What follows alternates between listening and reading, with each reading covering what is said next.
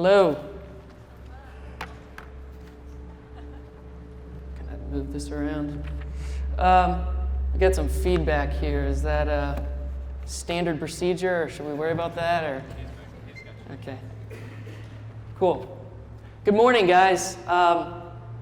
So when Ben first asked me to speak for Creative Mornings, he told me, so this month's theme is going to be this idea of weird.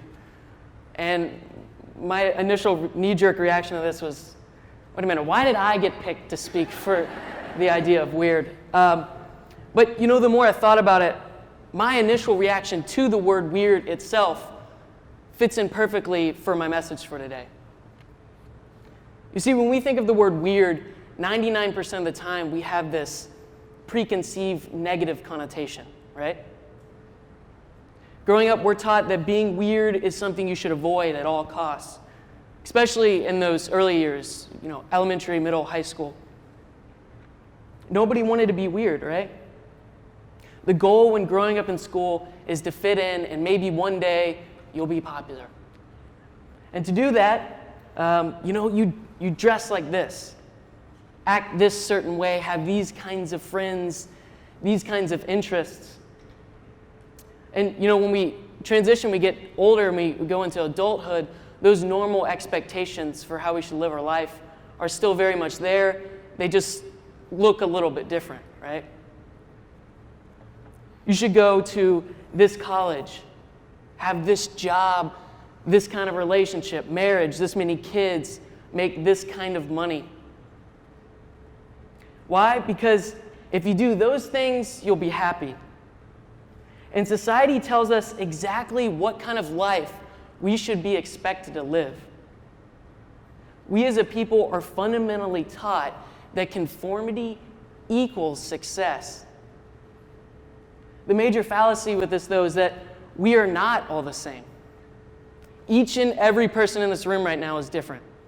We have different personalities and interests and strengths, weaknesses. And the problem with following this kind of default way of living our lives is that, in my opinion, inherently contradicts our unique DNA. You see, being weird isn't as weird as you might think. So for the remainder of this presentation, anytime I say the word weird, what I really mean is simply being yourself. So,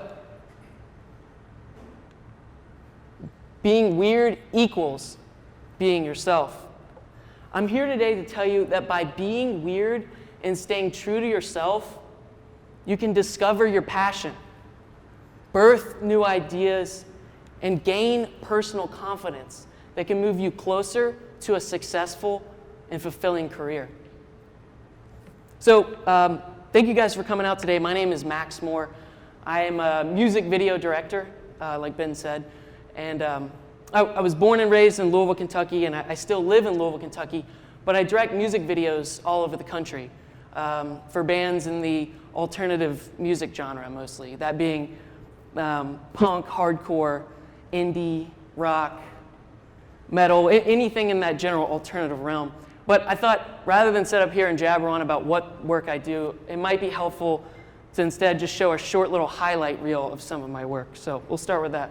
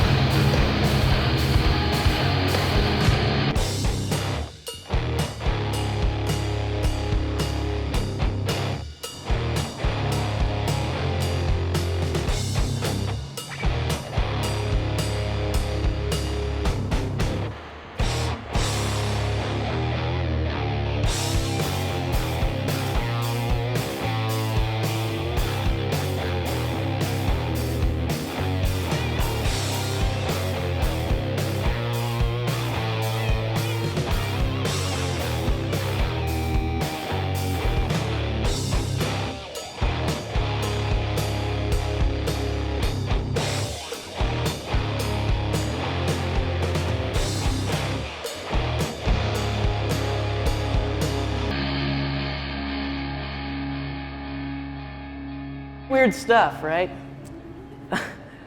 So I want to pause right there and rewind and give you guys some context about who I am and the path that has brought me to my career today. So if you were to ask 16-year-old Max Moore, Max, who are you? What do you do? I probably would have answered, oh, well, I play music.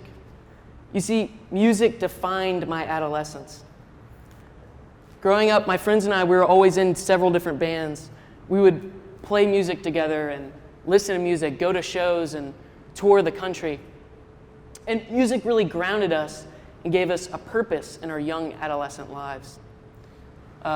It's hard to tell, but by the way, you can tell these were taken a long time ago because my hair is short. But the point is, I loved music. So while I had this great love for music on this side, simultaneously I also had a love for making videos and movies.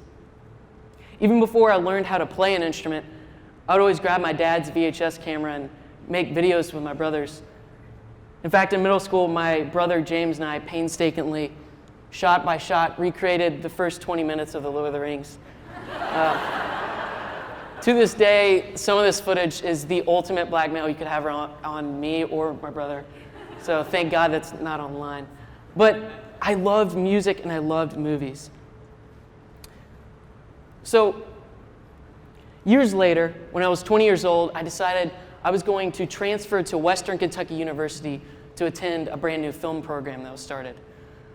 Another deciding factor was that my girlfriend, who I've now been dating for 8 years, already went to Western, so thank you, Michelle, for pushing me in the right direction. It's always the girl that makes you go, right? So I went to Western and I started studying film. And while I was there, some of my friends who were still playing music in bands and were getting a little bit more popular said, "Hey, Max, you're in film school. You should direct our music video." I was like, I don't know. Because at this time, music video directing was completely not on my radar. But I agreed and I directed my first video. And from there, things really started to snowball. You know, this band saw my work from another band, and this record label was like, hit up me and was like, "Hey, we want you to do videos for our entire roster." And by the time I was ready to graduate, I was pretty seamlessly able to move from directing music videos part-time in school to doing it full-time out of school. So since then, I've directed over 150 music videos.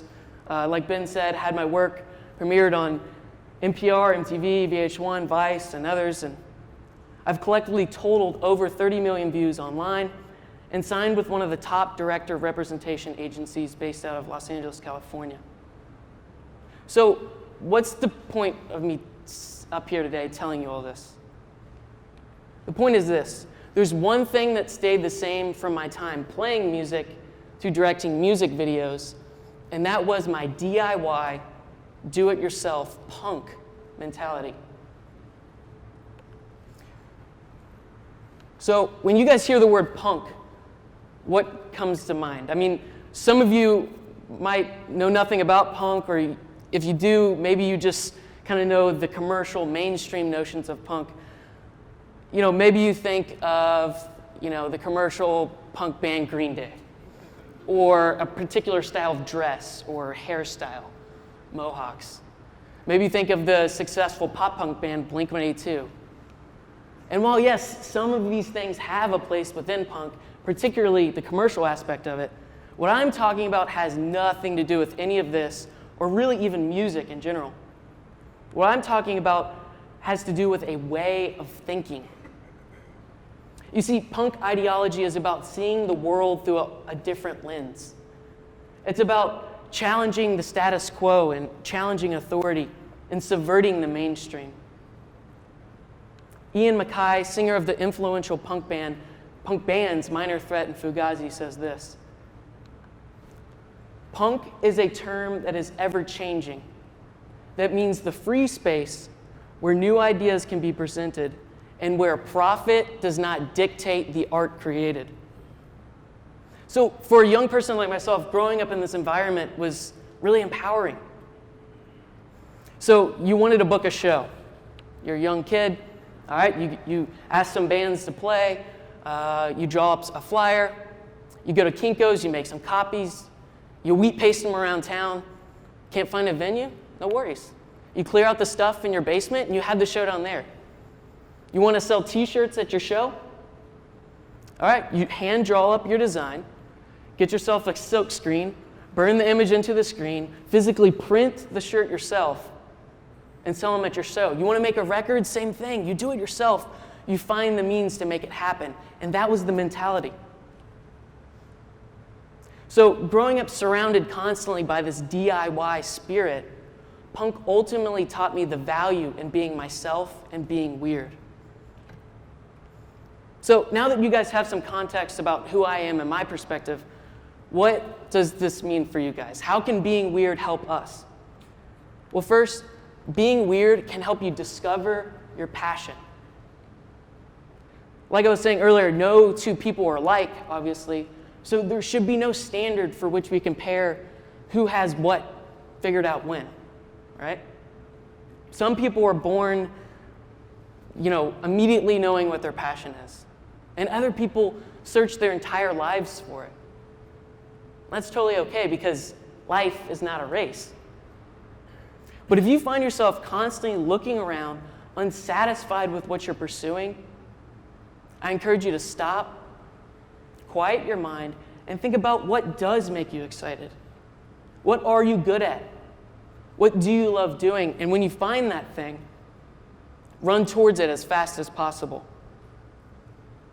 By the way, this passion doesn't have to be this big creative career either. You see, not everyone's going to own their own business or create some amazing new product. Your passion can be something smaller or more abstract. Do you love helping others, or are you passionate about communicating with people? Even if you work for a company or whatever endeavor you pursue, come at it and apply your passion within that context.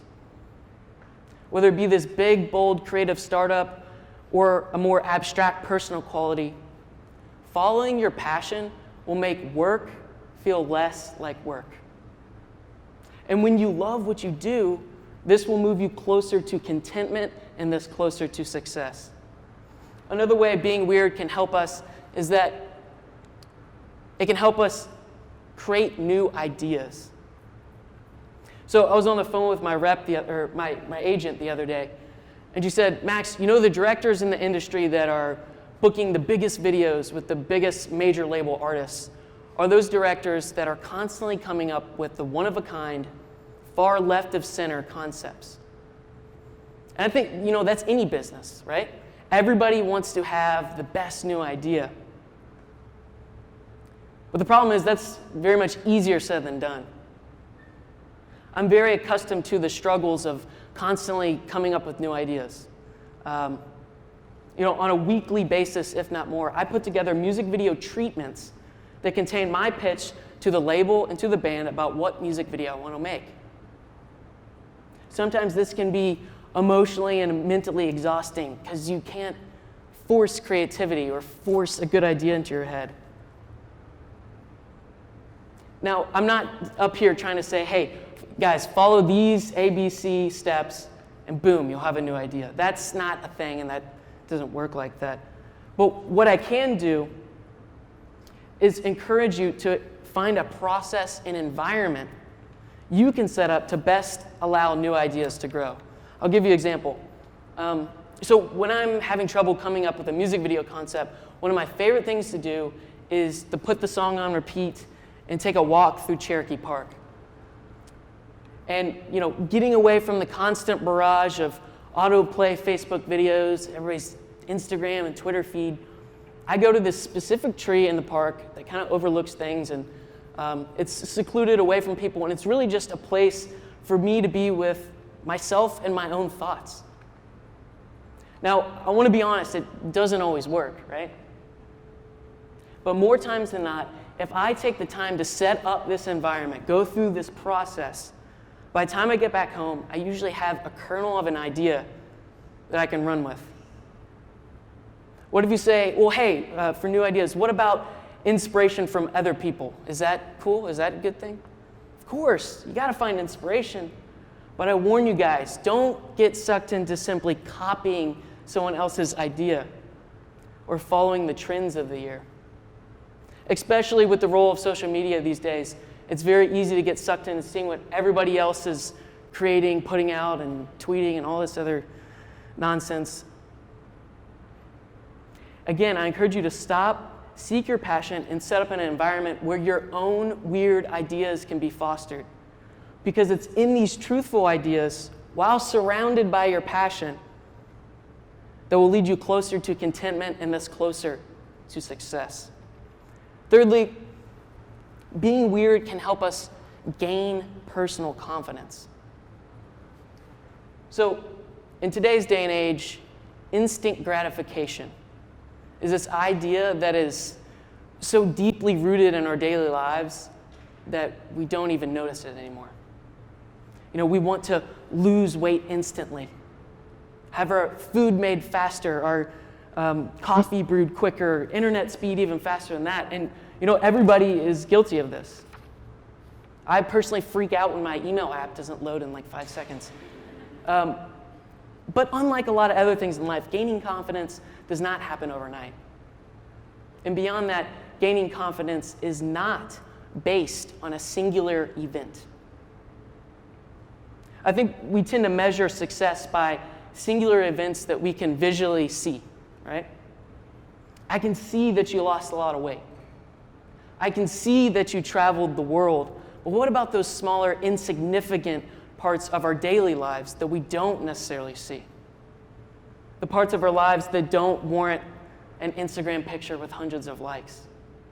You see, rather than one instant, singular event, gaining confidence happens when a lot of small victories are added together over a period of time.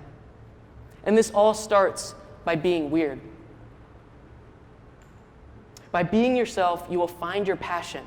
By finding your passion, you'll create a new environment for new ideas. And by the time you get that far, you will have created hundreds and hundreds of small marginal gains in your daily lives. Then one day you'll wake up, you won't even be thinking about these big, bold concepts, creativity, confidence. You're just going to wake up and you're going to say, damn, I'm confident. Not because of one big singular event, but because of the lengthy process of simply working hard and finding value in the small, day-to-day marginal gains. So I want to pause right there and share a quick story. When I first started directing music videos, I was still in college, I directed a video for this band from Canada called Counterparts. And they drove from Canada to Kentucky to shoot with me. And this video was half band performance intercut with the storyline narrative aspect.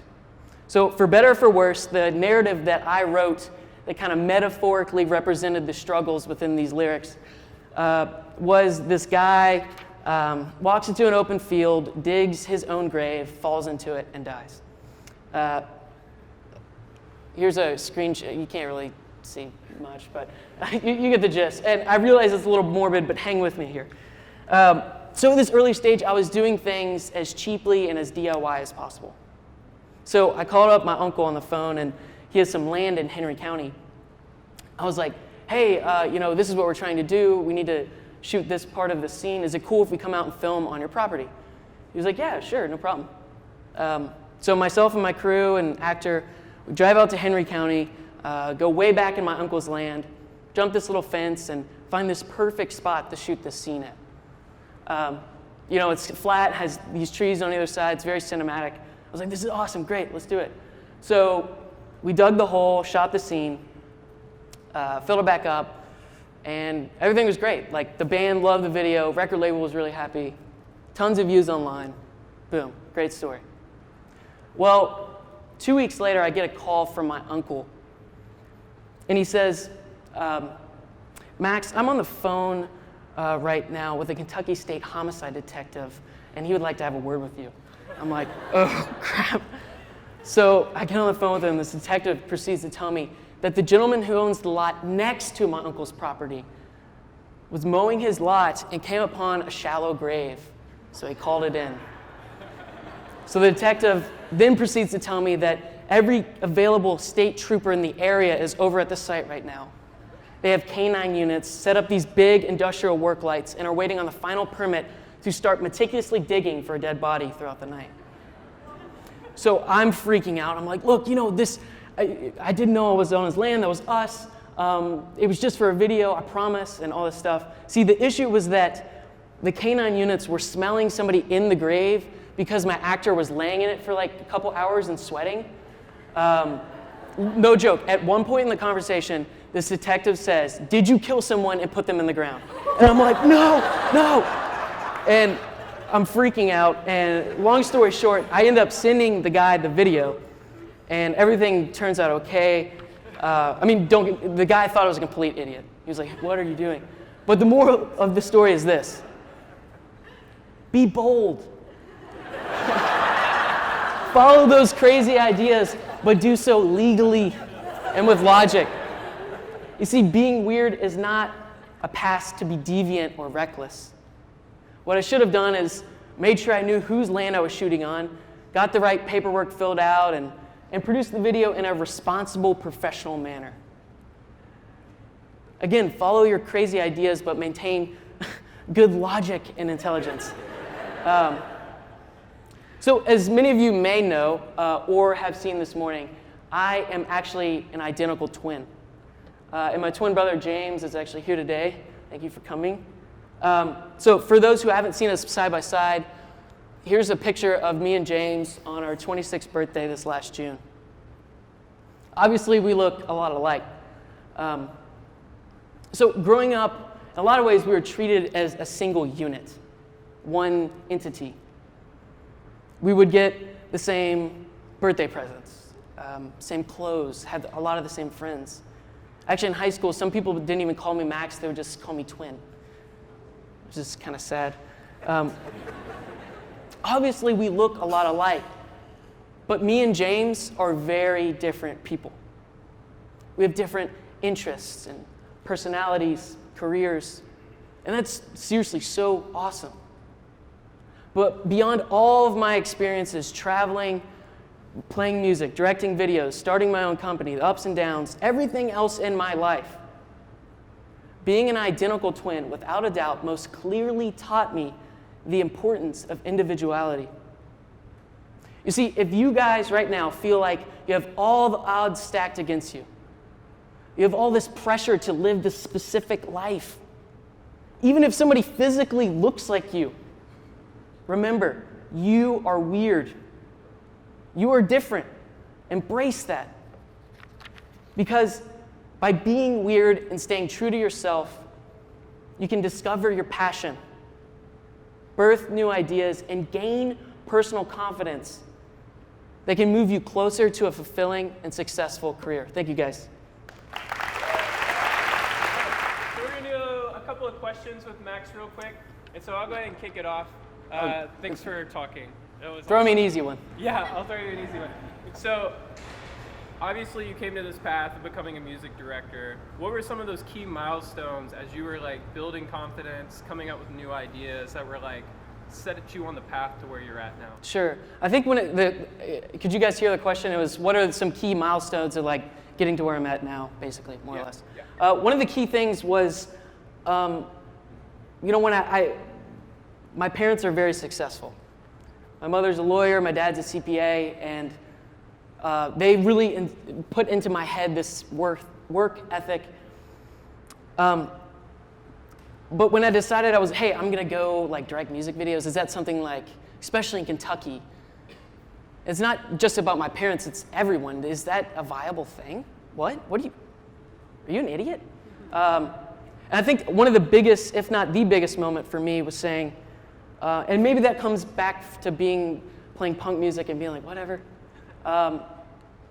is getting over that stigma and say, hey, look, everyone deserves to be happy, and I want to pursue what I want to pursue. And if that works out, great. If it doesn't, oh well. At least I was happy, and I pushed forward and strived for what I wanted to do. Sure. The question is, why am I in Louisville? I mentioned earlier, I've been dating this amazing girl named Michelle Thomas for 8 years. And I said it's always the girl that makes you, push me to go to Western in a lot of ways, I have a great life here. I have tons of amazing friends, a girlfriend that loves me, and parents and everything, and twin brother, and that's really hard to get past.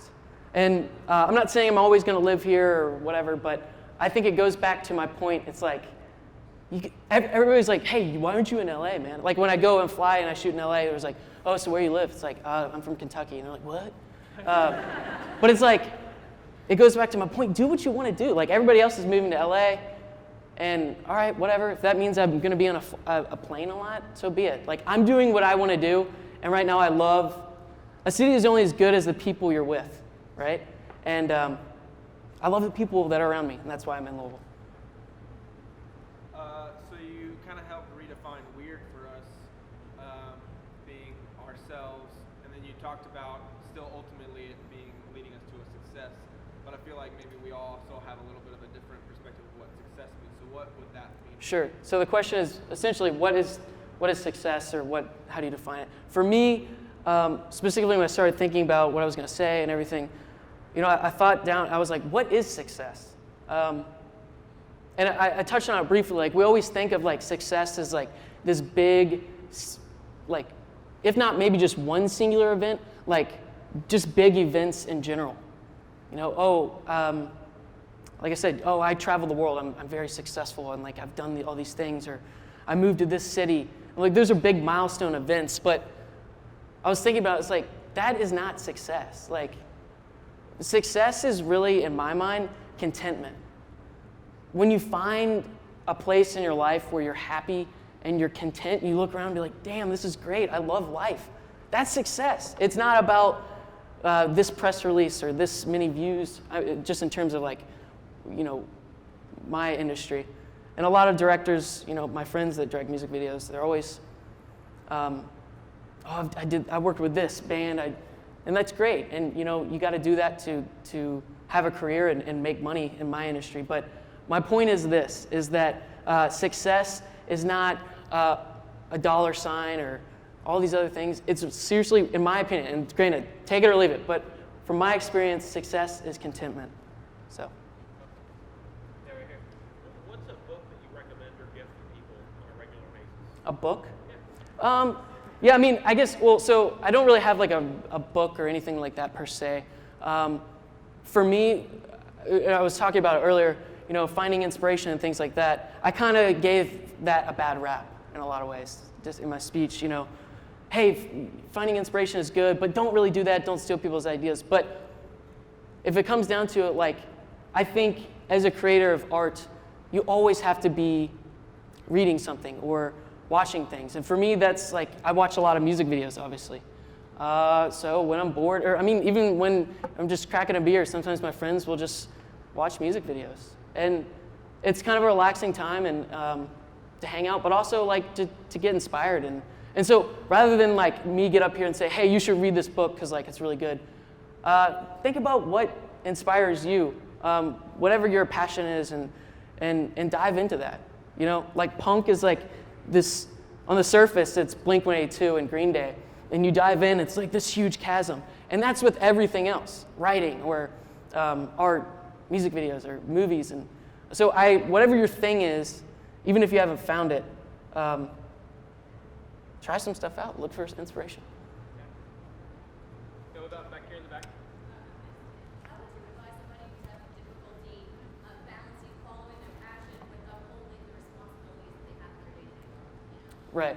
Well, I think it comes down to I was talking about instant gratification. Oh, crap, I want to like do this, like start my company, and I have this idea for this product, and I don't have time. Damn it, like how am I going to get through this? The point is that it takes time. You might have 5 minutes to devote at it during your work week or what have you, but it takes time. And I've started directing music videos in 2011. And if anybody knows me, that's what I did. That's what I do. And I've devoted, I've had jobs here and there in between in college, and obviously was in school. You got whatever, you just have to make it work within your schedule, but don't feel like if you can't devote all of your time to it, then it's not worth pursuing, because that's not real. That's not like real life.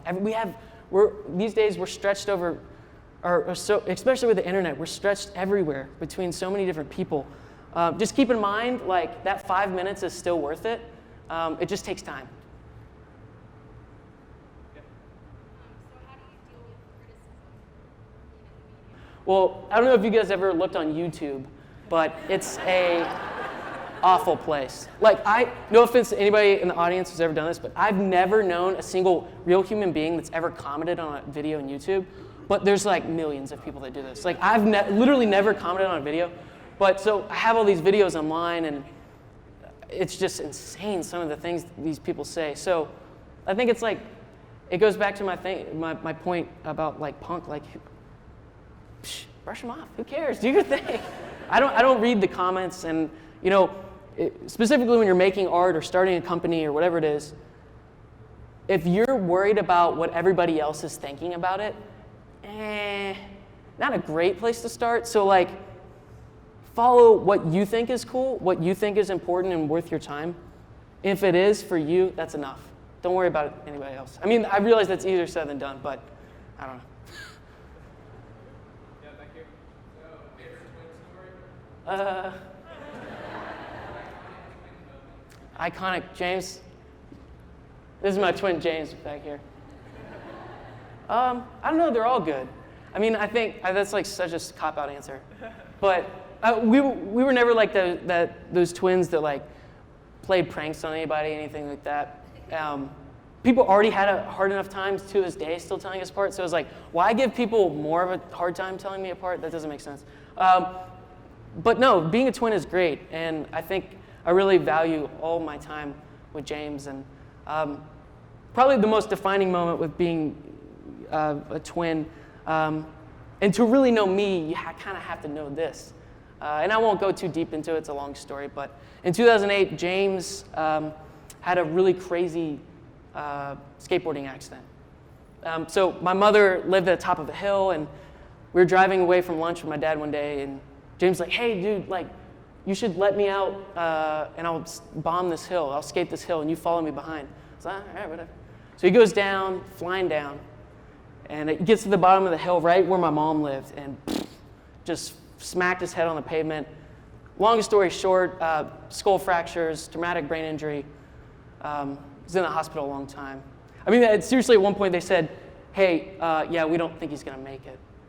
And so being an identical twin our entire life, this is when I was 18, and then this big thing happened, it was like, it might be gone. And I guess I'm supposed to be up here and be profound. I don't know what really going through that experience taught me. But I guess it's to hold on to the people you love and don't take that for granted. Obviously, James, now he works at Fraser Rehab, the place that he was at. He does great work there, and I'm really, really, really proud of him. So that's my favorite. Just getting over that hurdle is my favorite twin moment. So. One more question. Yep. What's your favorite video that or the last one that you saw that you're like, that is so punk rock? Like in terms of somebody else did, or? Yeah. Well, maybe not like the most recent one. I mean, I'm putting out a lot of videos right now for like that genre. But I look to like old Smashing Pumpkins music videos or something like that. Like back in the 90s when music video budgets were like millions of dollars. But no, like old rock music videos are definitely my thing. So. That's awesome. Give a round of applause for Matt.